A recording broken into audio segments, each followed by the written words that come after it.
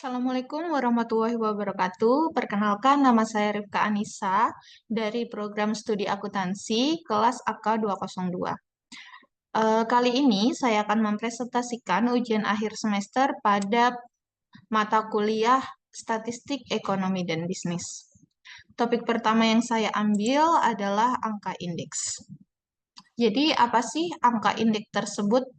Angka indeks adalah suatu ukuran statistik untuk menyatakan perubahan-perubahan harga yang terjadi dari periode satu ke periode lainnya.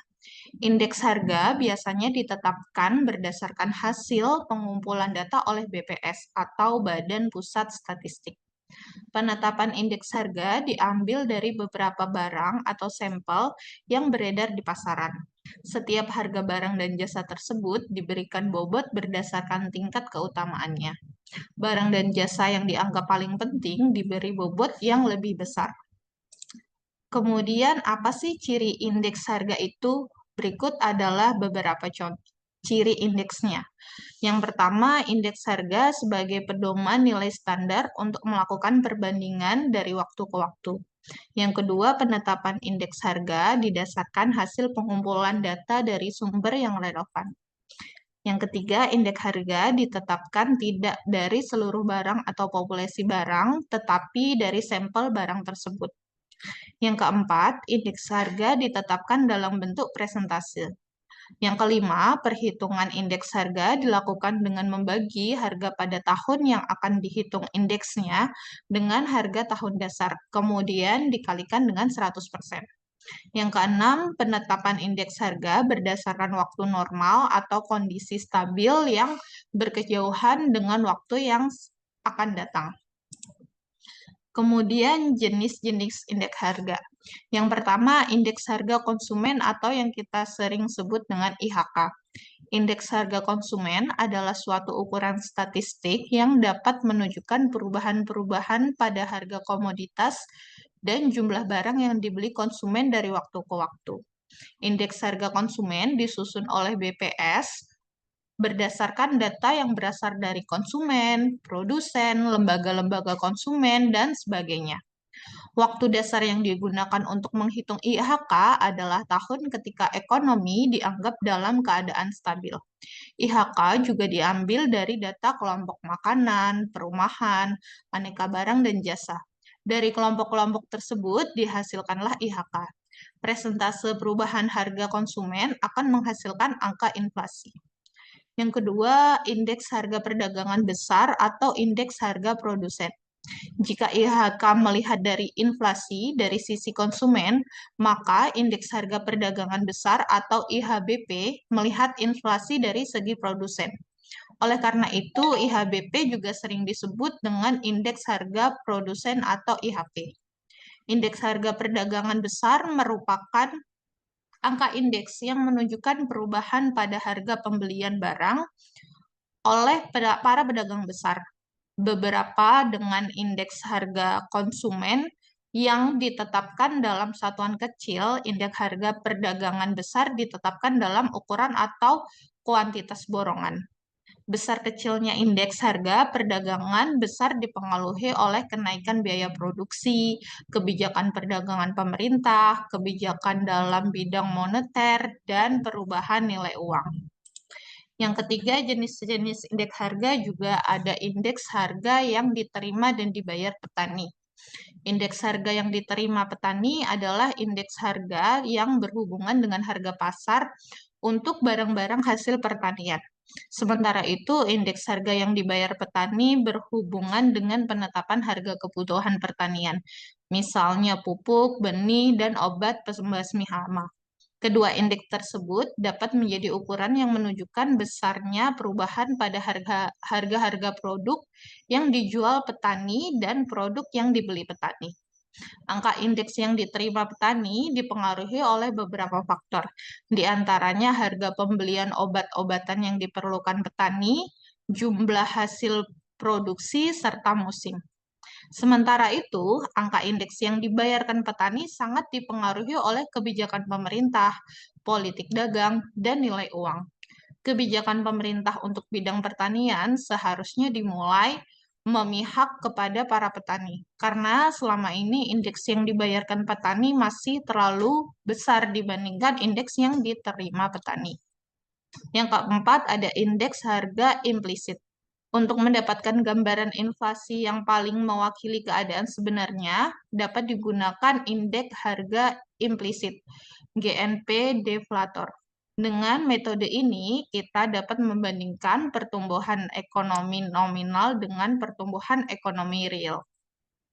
GNP deflator adalah rasio GNP nominal pada tahun tertentu terhadap GNP real pada tahun tersebut. Hal ini merupakan ukuran inflasi dari periode sejak harga untuk perhitungan GNP real digunakan sampai dengan GNP sekarang. Perhitungan cara ini melibatkan semua barang yang diproduksi. Yang kelima, indeks harga saham. Indeks harga saham adalah indeks harga yang mengukur perubahan harga saham di pasar modal. Dengan melihat perkembangan harga saham, para pelaku pasar saham dapat membuat keputusan yang tepat dalam kegiatan jual beli saham. Metode perhitungan indeks saham secara umum terbagi menjadi dua metode, yaitu yang pertama ada indeks harga tidak tertimbang. Metode ini menyatakan perbandingan perubahan harga rata-rata tahun tertentu terhadap harga pada tahun-tahun sebelumnya yang diambil sebagai tahun dasar. Rumusnya yaitu IA sama dengan sigma PN dibagi sigma P0 dikali dengan 100. Dengan keterangan IA sama dengan indeks agregatif sederhana, PN adalah harga tahun tertentu, dan P0 adalah harga tahun dasar. Yang kedua ada indeks harga tertimbang. Perhitungan indeks harga dengan metode ini menggunakan rumus indeks Las-Peyres. Metode ini merupakan metode yang paling sering digunakan oleh Badan Pusat Statistik dalam menghitung angka indeks. Rumus indeks Las-Peyres secara matematis dituliskan sebagai berikut. IL sama dengan sigma PN dikali QN dibagi dengan sigma P0 dikali Q0 dikali dengan 100. Dengan keterangan, IL adalah indeks Las-Peyres yang sedang dicari, PN adalah harga-harga pada tahun tertentu, QN adalah banyak barang pada tahun tertentu, P0 adalah harga-harga pada tahun dasar, dan Q0 adalah banyak barang pada tahun dasar. Di samping itu, terdapat juga 4 kemungkinan dalam hasil perhitungan indeks harga, yaitu inflasi ringan, tingkat inflasi yang berada di bawah 10%. Yang kedua, inflasi sedang. Tingkat inflasi berada pada kisaran antara 10% hingga 30% per tahunnya. Yang ketiga, inflasi berat.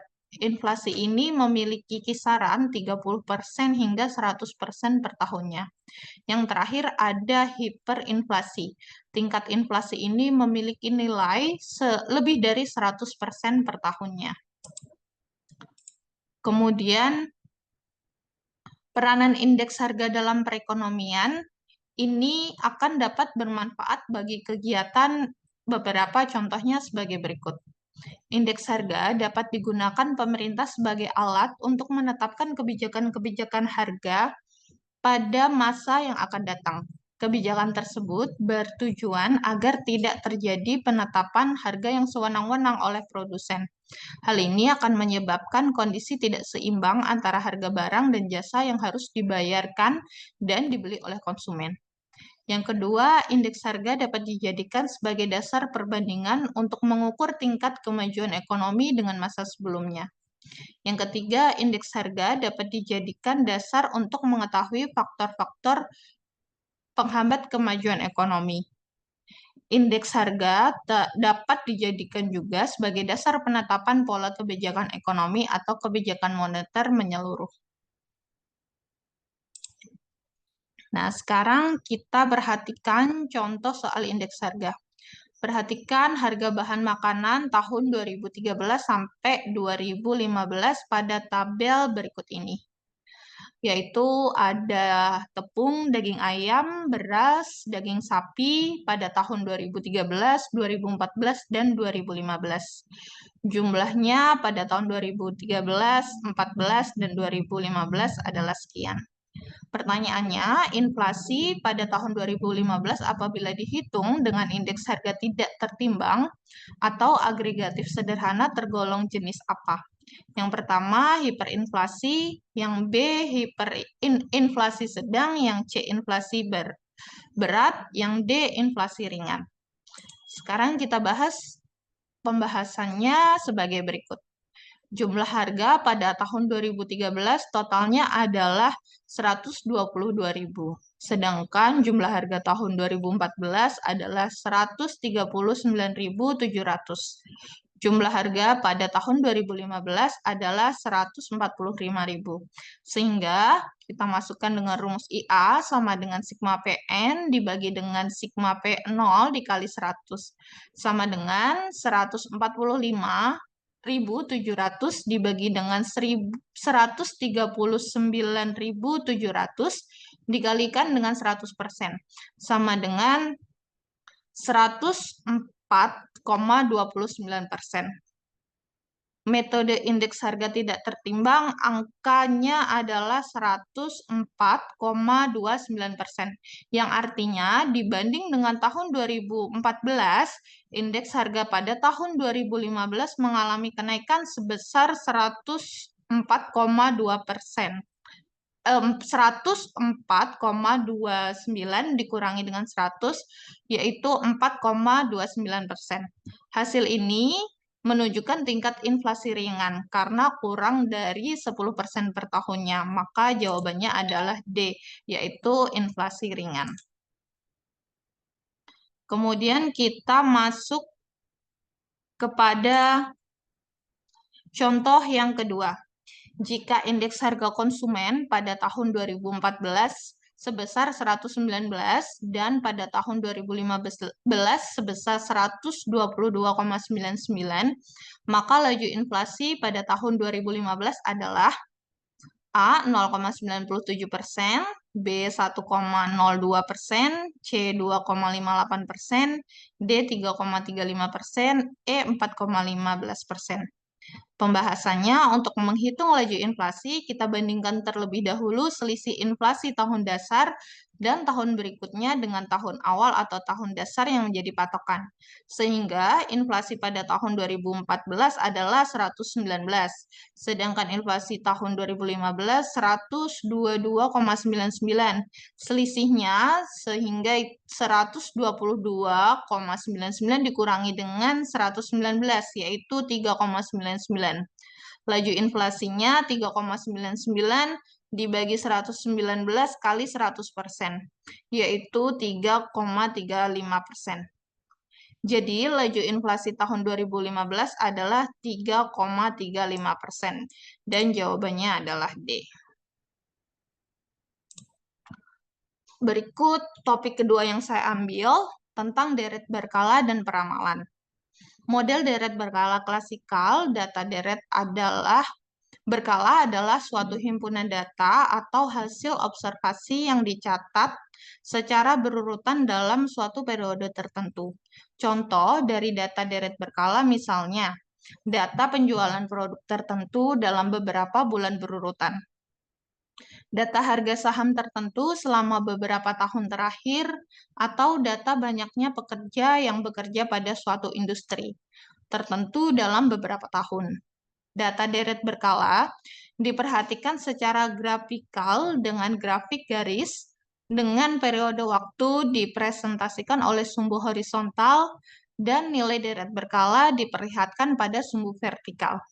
Grafik ini merupakan salah satu contoh representasi dari data deret berkala terkait penjualan suatu perusahaan teknologi dari tahun 1190 sampai dengan tahun 2000. Ya, sehingga analisis deret berkalanya merupakan suatu prosedur di mana faktor-faktor berkaitan dengan waktu yang mempengaruhi nilai atau data observasi pada deret berkala diidentifikasi.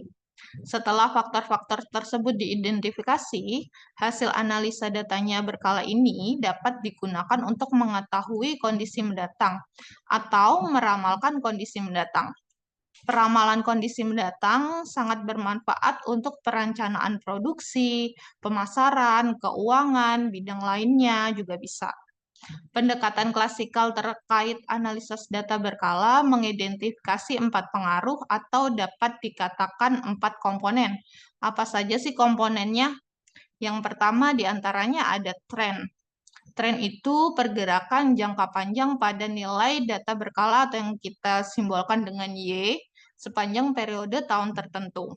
Yang kedua ada variasi musim atau seasonal variation yang kita simbolkan dengan S, yaitu pergerakan naik turunnya terhadap tren selama setahun yang terjadi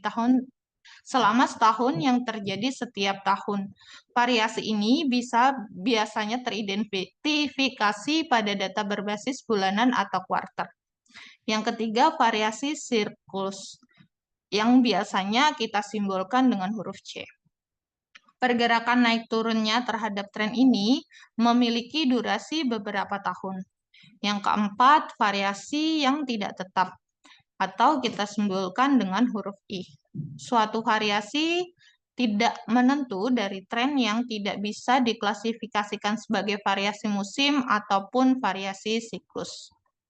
Model deret berkala klasikal ini berdasarkan pada asumsi bahwa untuk setiap periode waktu pada data berkala, maka nilai variabel ditentukan oleh keempat komponen yang disebutkan di atas.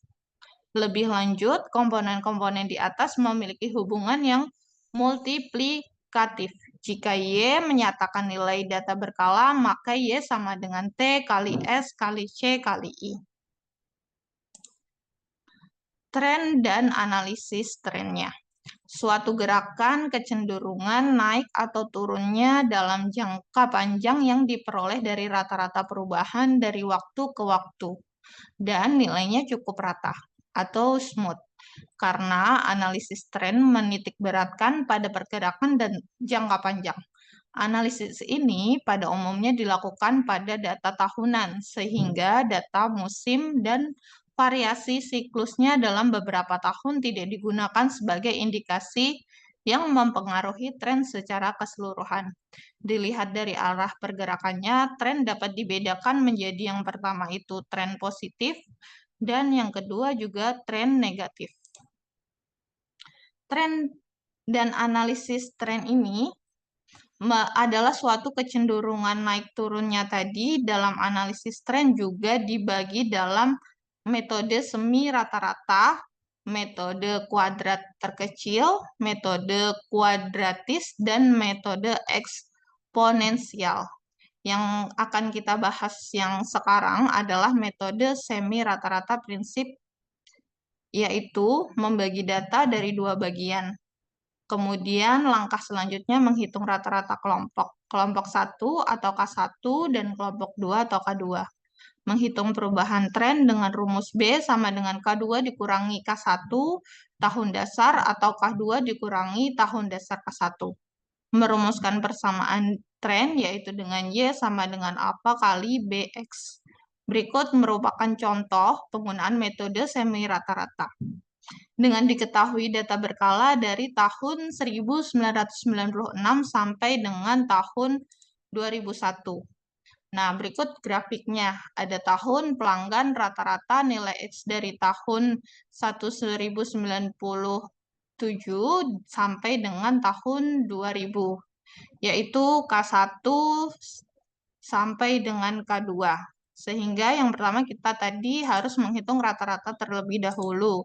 Dengan rata-rata artinya di rata-rata K1 itu ada 4,2, 5,0, 5,6. Sehingga rata-ratanya adalah 4,93. Sedangkan di K2 pelanggannya terdiri dari 6,1 di tahun tersebut, di tahun 2002 meningkat menjadi 6,7, di tahun 2021 menjadi 7,2. Sehingga jika di rata-rata menjadi 6,67. Kemudian kita bisa masukkan ke dalam rumusnya yaitu B sama dengan 6,67 dikurangi dengan 4,93 dikurangi tahunnya, yaitu 2000, dikurangi tahun 1997 tahun awal, sama dengan 0,56. Sehingga ya tahun 1997 sama dengan 4,93 ditambah 0,5x. Sedangkan tahun 2000 adalah 6,67 ditambah dengan 0,8x. Sekian materi yang saya sampaikan. Berikut adalah referensi yang saya sampaikan dari materi di atas. Kurang lebihnya saya mohon maaf dan terima kasih. Assalamualaikum warahmatullahi wabarakatuh.